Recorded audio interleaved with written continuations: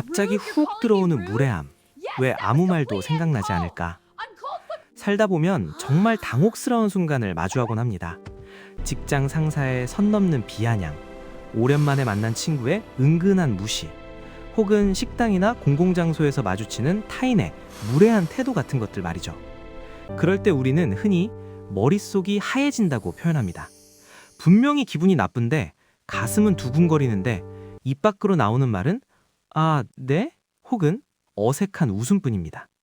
그리고 집에 돌아와 침대에 누우면 그제야 기가 막힌 복수극의 대사들이 떠오릅니다. 그때 이렇게 말했어야 했는데 왜 바보같이 웃어줬지? 라며 자책하느라 밤잠을 설치기도 하죠. 여러분, 자책하지 마세요. 우리가 얼어붙는 이유는 여러분이 약해서가 아닙니다. 우리의 뇌가 예상치 못한 공격을 받았을 때 생존을 위해 일시적으로 사고 회로를 멈추고 투쟁 혹은 도피 모드로 전환되기 때문입니다. 문제는 이 침묵이 상대에게 아, 이 사람은 이렇게 대해도 되는구나 라는 잘못된 신호를 준다는 점입니다. 영향력의 원, 내가 바꿀 수 있는 것에 집중하라. 분석한 영상에서 강조하는 첫 번째 핵심은 영향력의 원입니다. 나를 만만하게 보는 사람의 입술, 그 사람의 못된 성격, 그가 내뱉는 무례한 단어들은 안타깝게도 나의 통제의 원칙 밖에 있습니다.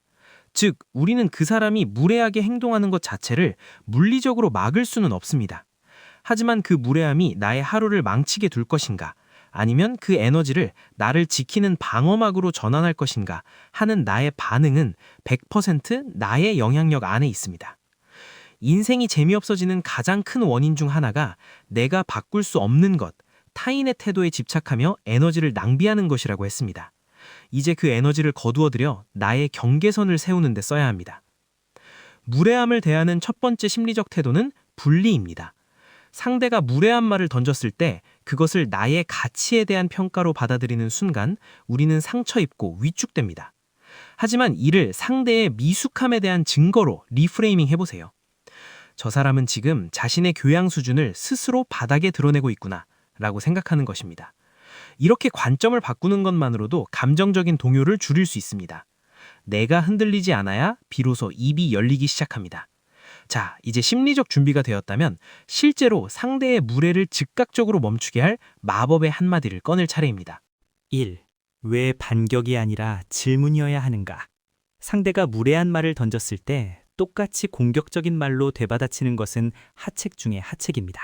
화를 내는 순간 주변 사람들에게는 똑같이 수준 낮은 사람들끼리의 싸움으로 비치기 때문입니다. 또한 감정적 대응은 상대에게 너를 화나게 하는데 성공했다는 승리감을 안겨줄 뿐입니다.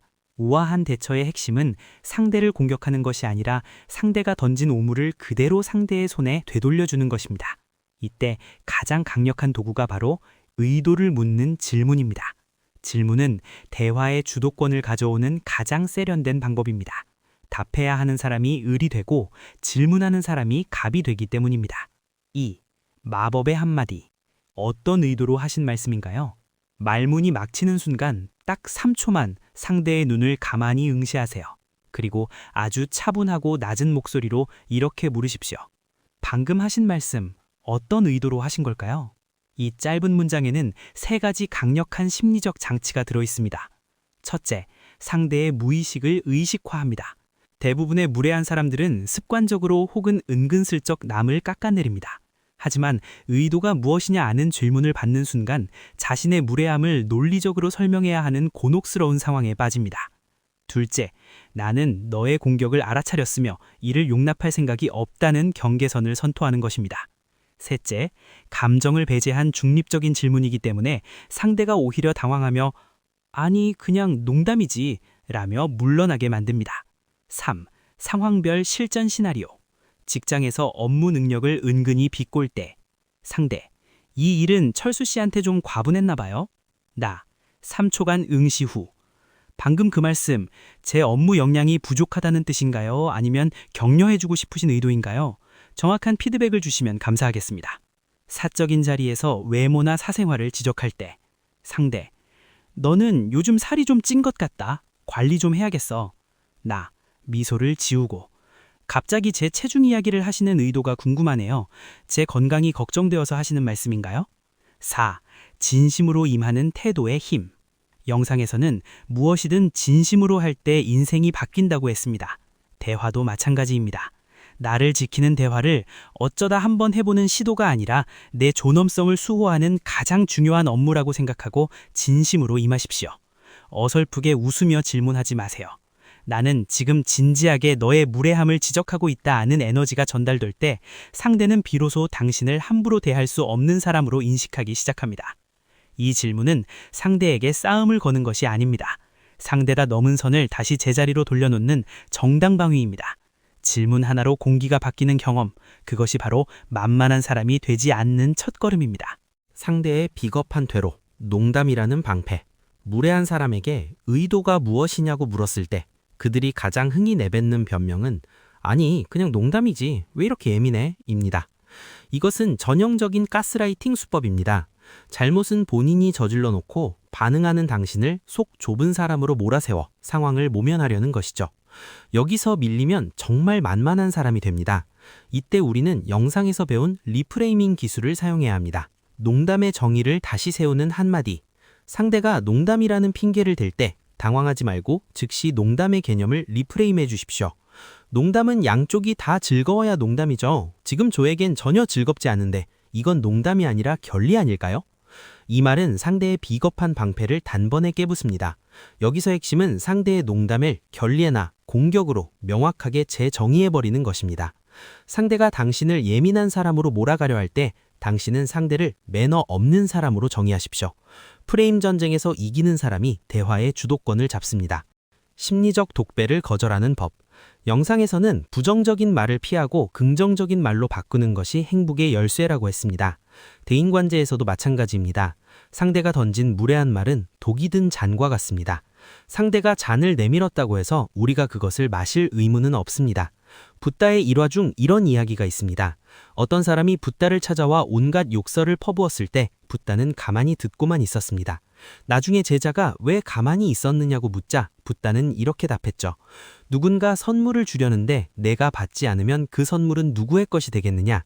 그 욕설도 받지 않으면 결국 그 사람의 것이 될 뿐이다. 상대의 무례를 나의 상처로 수락하지 마세요.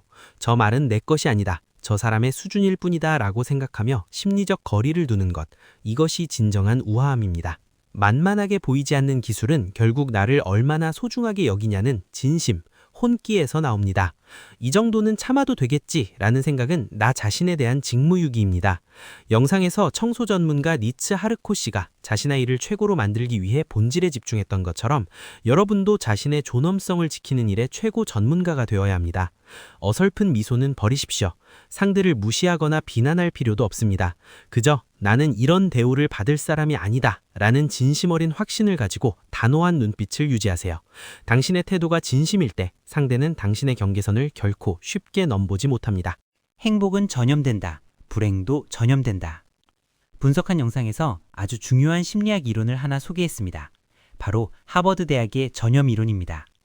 내 주변 사람의 행복도가 높으면 나의 행복도도 평균 15% 상승하지만 반대로 매사 불평불만이 가득하고 무례한 사람과 가까이 있으면 나의 에너지는 급격히 소모됩니다.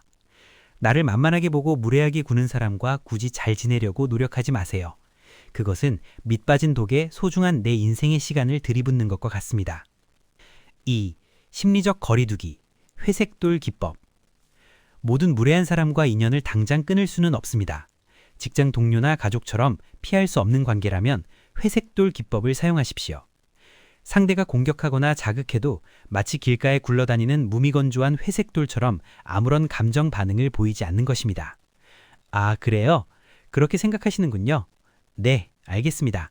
정도로만 짧게 답하며 대화를 이어가지 마세요. 상대는 당신을 자극해서 얻는 반응의 재미가 없다는 것을 깨닫고 스스로 다른 먹잇감을 찾아 떠날 것입니다. 이것은 비겁한 회피가 아니라 내 영향력의 원을 보호하기 위한 가장 전략적인 차단입니다. 3. 만만한 인상을 지우는 일상의 진심. 만만한 사람과 존중받는 사람의 결정적인 차이는 일상의 태도에서 결정됩니다. 영상에서는 청소나 업무 등 작은 일에도 진심을 다할 때 인생이 빛난다고 했습니다. 대인관계도 마찬가지입니다. 평소에 구부정한 자세로 땅을 보고 걷거나 말끝을 흐리거나 모든 제안에 아무거나 괜찮아요 라고 답하고 있지는 않나요? 오늘부터 다음 3가지를 진심으로 실천해 보세요. 첫째, 상대의 눈을 2초 더 응시하며 말하기. 둘째, 죄송합니다 대신 감사합니다 라고 말하기. 잘못하지 않은 상황에서 습관적인 사과는 나를 저자세로 만듭니다. 셋째, 명확한 거절 의사 표현하기. 어려울 것 같습니다 라고 단호하게 말하는 연습이 필요합니다. 거절은 무례한 것이 아니라 나의 시간과 에너지를 관리하는 책임감 있는 행동입니다. 4. 매너리즘에서 벗어나 자존감 회복하기. 내가 나를 만만하게 보면 남들도 나를 만만하게 봅니다. 영상에서 언급했듯 뇌는 반복되는 일상을 싫어합니다. 매일 똑같은 루트로 출근하고 똑같은 사람과 똑같은 대화만 나누면 자존감은 낮아지고 무기력해집니다. 일주일에 한 번은 가본 적 없는 동네에 가보거나 새로운 취미를 시작하며 성취감을 맛보세요. 내가 나를 위해 새로운 경험을 선물하고 진심으로 나를 대우하기 시작할 때 당신에게서 뿜어져 나오는 분위기가 달라집니다. 스스로를 귀하게 여기는 사람에게는 누구도 함부로 무례한 말을 던지지 못합니다. 고수의 무기, 품격을 잃지 않는 유머. 상대의 무례함에 대처하는 가장 높은 단계의 기술은 바로 유머입니다. 분노는 상대를 긴장시키지만 유머는 상대를 당황하게 만들면서도 당심의 여의를 증명합니다. 영상에서 언급된 리프레이밍을 가장 창의적으로 활용하는 방법이기도 하죠. 예를 들어 누군가 너는 참 세상 편하게 사는 것 같아 부럽다 라고 은근히 깎아내린다면 정색하기보다 웃으며 이렇게 받아쳐 보세요. 어머, 제 포커페이스가 그렇게 완벽했나요? 사실 속으로는 국가 기밀급으로 치열하게 살고 있거든요. 혹은 외모 지적에 대해 맞아요. 요즘 제 미모가 너무 열일해서 건강이 좀 상했나 봐요. 라고 너스레를 떠는 식입니다. 유머는 너의 공격은 나에게 아무런 타격도 주지 못한다는 사실을 가장 우아하게 보여주는 방법입니다. 부정적 언어의 고리를 끊는 리프레이밍의 완성. 영상에서는 인생이 재미없어지는 마지막 원인으로 네거티브한 언어 습관을 꼽았습니다. 짜증나, 힘들어, 죽겠어 라는 말은 뇌에 나는 지금 불행하다는 신호를 끊임없이 보냅니다. 무례한 사람을 만난 날 오늘 운이 정말 없네 라고 말하며 하루를 마무리하고 계신가요? 이것을 리프레이밍해 보십시오. 오늘 대화법 실전 연습 제대로 했네. 덕분에 내 멘탈이 한층 더 단단해졌어. 라고 말입니다. 어떤 상황에서도 플러스면을 찾아내는 언어 습관은 네거티브 바이어스를 이겨내는 유일한 길입니다. 내가 뱉는 말이 내 인생의 색깔을 결정한다는 사실을 잊지 마세요. 세 번째, 인생을 진심으로 대하는 사람의 아우라. 결국 만만한 사람이 되지 않는 가장 확실한 방법은 내 인생의 모든 순간에 진심을 다하는 것입니다. 영상 속 청소 전문가 니츠 씨나 부고프의 회장이 된 주부의 이야기처럼 내가 내 삶의 자부심을 느끼고 매 순간 최선을 다할 때 생기는 아우라는 그 어떤 마법의 문장보다 강력합니다. 자신이 하는 일에 진심이고 자신의 가치를 스스로 높게 평가하는 사람은 굳이 소리 높여 싸우지 않아도 주변의 존중을 이끌어냅니다. 무례한 사람들은 그런 에너지를 가진 사람을 본능적으로 피합니다. 당신은 지금 이 순간에도 충분히 가치 있는 사람이며 그 가치를 지키기 위해 오늘 배운 기술들을 사용할 권리가 있습니다. 오늘부터 시작되는 새로운 나의 인생. 나의 미래를 결정하는 것은 지금까지의 내가 아니라 오늘부터의 나입니다. 영상 속 이 마지막 멘트처럼 지금까지 무례한 사람들 앞에서 주춤했다면 그것은 중요하지 않습니다. 중요한 것은 오늘 이 글을 읽고 방금 하신 말씀의 의도가 무엇인가요? 라고 묻기로 결심한 여러분의 마음입니다. 인생에서 재미없는 원인들을 하나씩 제거해 나가듯 나를 괴롭히는 무례한 관계들도 하나씩 정리하고 리프레이밍해 나가세요. 여러분은 더 우아하고 더 당당하며 더 재미있는 인생을 살 자격이 충분합니다. 오늘 배운 마법의 문장들이 여러분의 소중한 일상을 지켜주는 든든한 방패가 되기를 진심으로 응원합니다.